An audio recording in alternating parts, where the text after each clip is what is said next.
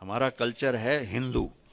ہم لوگ ہندو سے مسلمان ہوئے۔ میں نے کچھ اپنے پرانے کتابیں نکلوائیں 1878 انگریزوں نے جو بندوبست کیا تھا زمینوں کا، تو وہ میں پڑھ رہا تھا، اس میں کہیں بیٹی کے نام جائیداد نہیں تھی،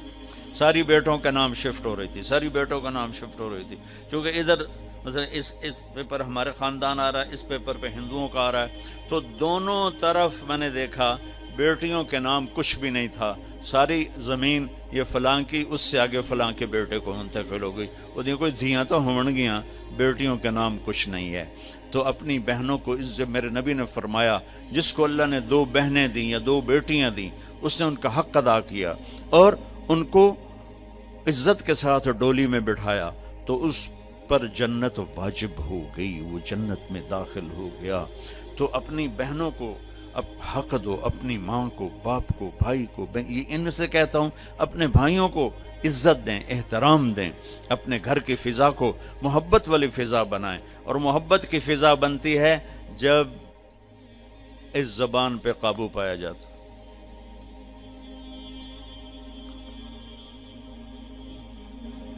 ہماری ایک دھوبن تھی ماسی شریفہ، مر گئی 1980 میں، 1985 میں۔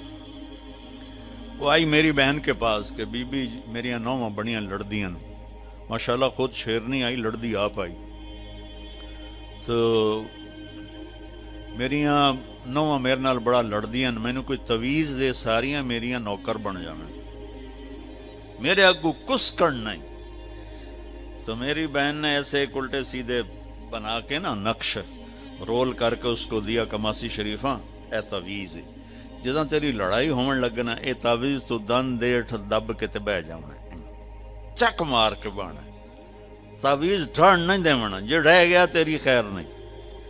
اب اس نے کیا اس کا منہ بند کیا۔ ایک ہفتے بعد وہ آئے، بی بی تو بڑا چنگا تعویذ دیتا ہے۔ تو میری ساری لڑائی مک گئی، کیوں؟ ماسی شریفہ چپ ہو گئی، ماسی شریفہ چپ ہوئی تو ساری لڑائی مک گئی۔ 3 بچیوں سے کہتا ہوں یہ تعویذ مجھ سے لے لو، ہمارا سسرال بہت ظالم ہے، میں دکھ سے کہہ رہا ہوں، ہمارا سسرال چاہے وہ دیندار ہوں، چاہے وہ نمازی پرہیزگار ہوں، چاہے وہ دنیا دار ہوں، آنے والی بچیوں کو وہ عزت نہیں دی جاتی جو کہ میرے نبی نے فرمایا۔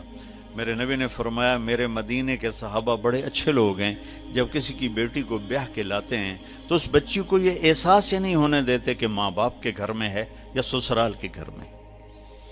اور ادھر وہ ساس سسر کی ایسی چلتی ہے جنگ،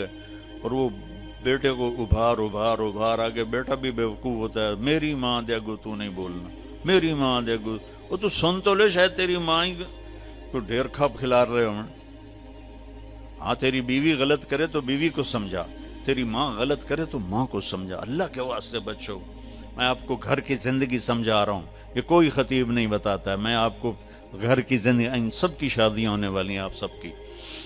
اپنے گھر کو جنت کا نمونہ بنانا ہے تو زبان کے بول کو میٹھا کر لو،